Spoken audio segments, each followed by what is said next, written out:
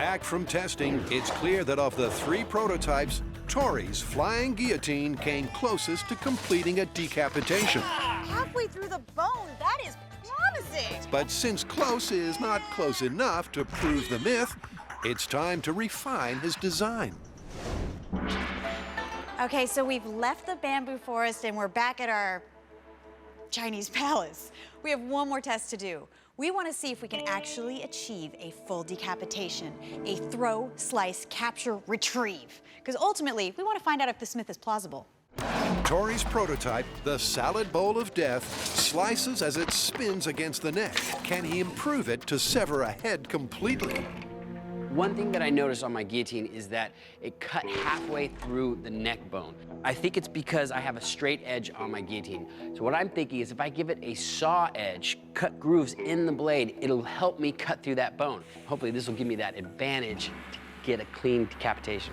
To increase the cutting power even further, he's also lengthened the pulling cable. That way I have the guillotine spinning longer, and hopefully that'll give me more cutting power to get through that neck. And if they can achieve a beheading, the final hurdle is to see if they can retrieve the head. So Tory's attached a see-through net to do just that. All right, so I added this not because I want him to be a beekeeper, but that way I could see the head get cut off as it's happening. No stranger to danger, poor old Buster steps up one more time. Chin up, buddy. It's gonna be over before you know it. And they're set to test. All right, so I made the adjustments to my guillotine. It's time to see if it'll cut a head off. Okay, we have the exact same circumstances as before. Yeah, we've got the same diameter neck, same distance. We're ready to go. All right, let's do it. Like a mythical martial arts master, Tory takes the head clean off, and it's in the bag, literally on just the first go. Oh. We got it! Look, his head's in the bag. It's a major achievement, and it means Tory's improved design has now met all 3 benchmarks for the flying guillotine. That gory success could mean only one thing. There really could be something to this myth. You guys, that was amazing. I know, not only did we create a real flying guillotine from scratch, but we achieved all the criteria for the myth. Yeah, I mean, we landed it on the head, decapitate the guy, and retrieve the head in the net. Yeah, we proved it on a basic level against a static enemy, but I don't think anybody's gonna be holding still in a real-life combat situation. What do you have in mind? A few ideas. Oh, this should be interesting.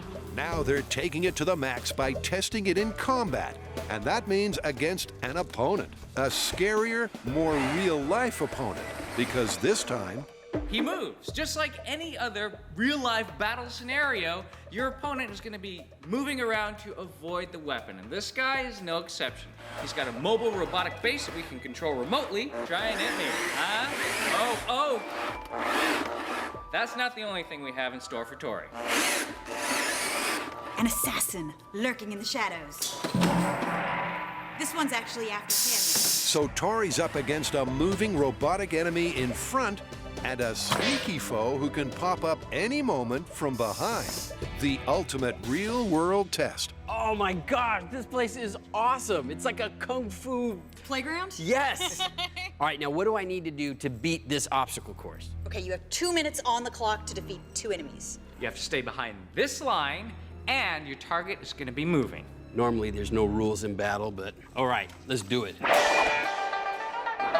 Ladies and gentlemen, in the Grand Palace of Emperor Qing, known in some circles as the M7 Workshop, we have the famous Kung Fu Killer, the Master of Disaster, Tory Balaji, and his shadowy, evil opponent, the Fajing King. You ready? Let's do this. Honor and myth all hang on the next 2 minutes. Flying guillotine in 5, 4, 3, 2, 1. Right from the outset, the robo-target's proving very elusive. It's a far cry from the original static assassin test. Oh my God, this is like some crazy weird nightmare.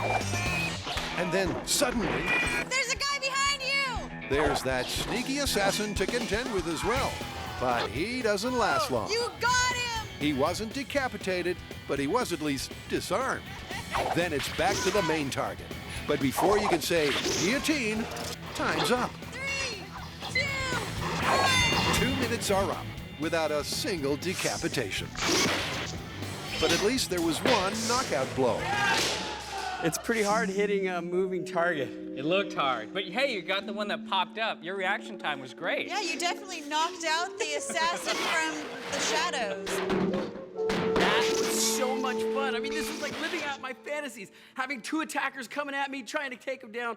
However, trying to hit a moving target, it's almost impossible. This weapon has proved plausible as an assassination device, but no match for a foe in pitched battle. Using the flying guillotine when you're under attack is not easy at all.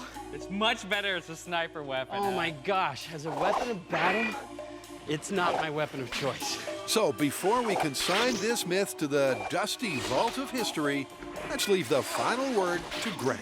Despite that this guy looks like he's been defeated, he actually survived, and not only that, he won, because it's so difficult to deploy the flying guillotine in a combat situation. Definitely, this is plausible as an assassin's weapon, but in combat, no way.